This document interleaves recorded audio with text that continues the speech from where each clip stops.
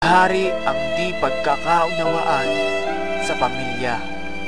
Sinakluban ng ulap ng puot ang mga puso nilang naghahanap ng kalinga na maibibigay lamang ng isang tunay at nagkakabuod na pamilya. Mabilis na lumipas ang panahon at lalong lumayo ang loob ng bawat isa sa kanila.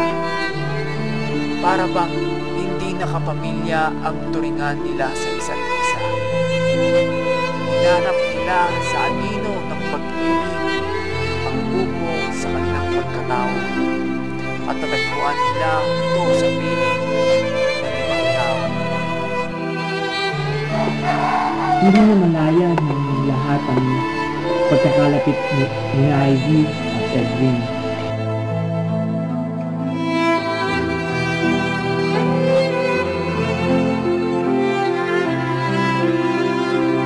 Nandiyan na ang pagmamahalan nila. Maraming problema at sabay na masyon. Hindi na alam sa nagutan ni Edwin ang nangyari sa mama mo. Ang naging dahilan naman ang muntik na pagkawala mo ako. Mabuti pala, nandiyan si mami mo. Oo. Kasabay pa nito ang naginig sa pagitan ni Paulo at Gary ang katotohanan na magkapatid sila.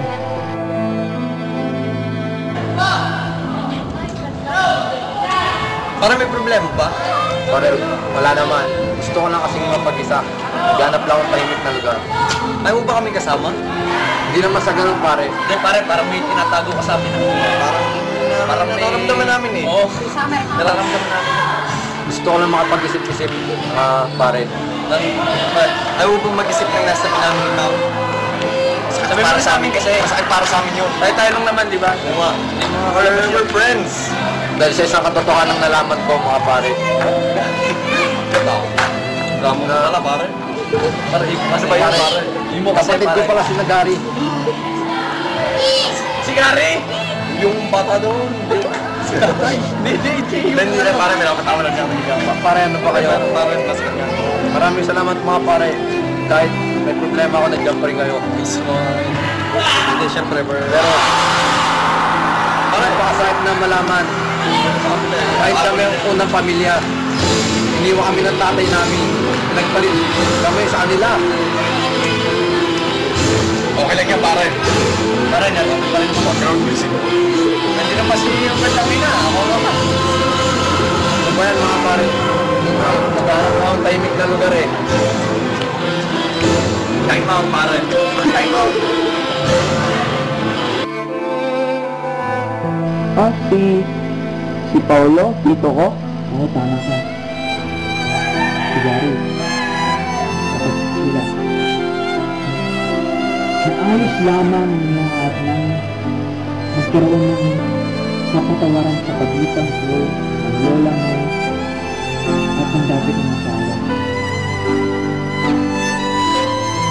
Alang-alang sa buhay na naging sinakupunan ng mama mo.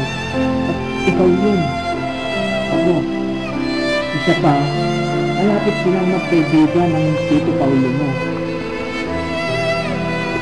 Kaya ako, kahit na wala kang may turing na ama, hanggat may nagmamahal sa'yo, hanggat nandito kami,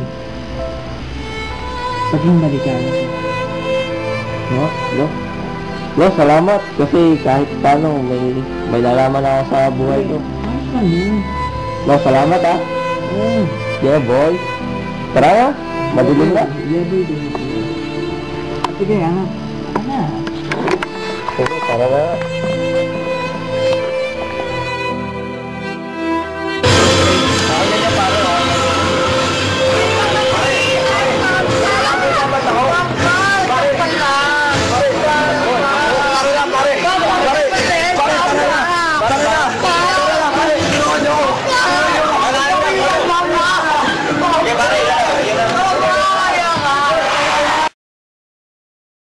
Ano kay problema ni Papa P?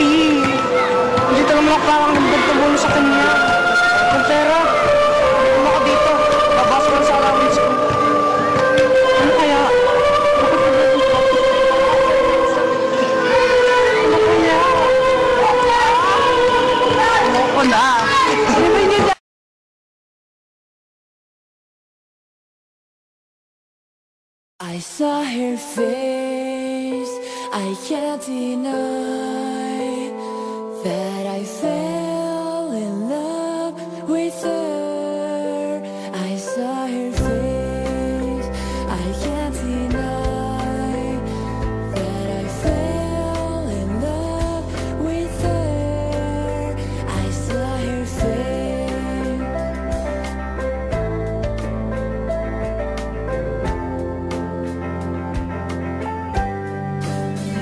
I got it.